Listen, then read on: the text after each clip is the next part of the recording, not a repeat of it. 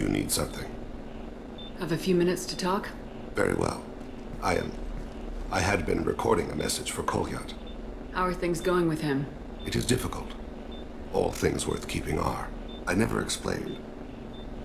I suppose the story of my wife's death took you by surprise. I figured you'd explain to me when you were ready. I appreciate your patience. I kept my work clear of our home life. I assumed that would be enough to protect Erica. That memory I mentioned before. Laser gun trembles on the target's skull. The smell of spice on the spring wind. Sunset, eyes defiant in the scope. That was Erica. That was how I met her.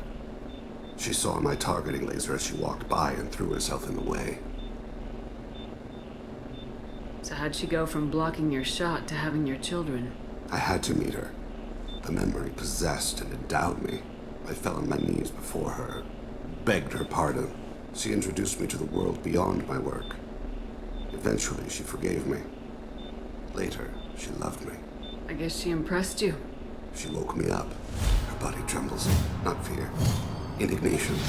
Her mouth moves. How dare you?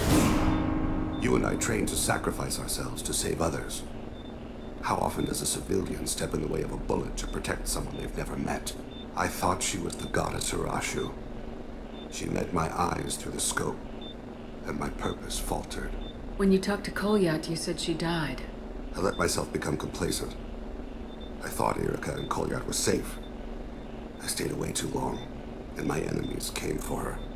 Who came for her? Batarians. A slaver ring that was preying on Hanar outer colonies.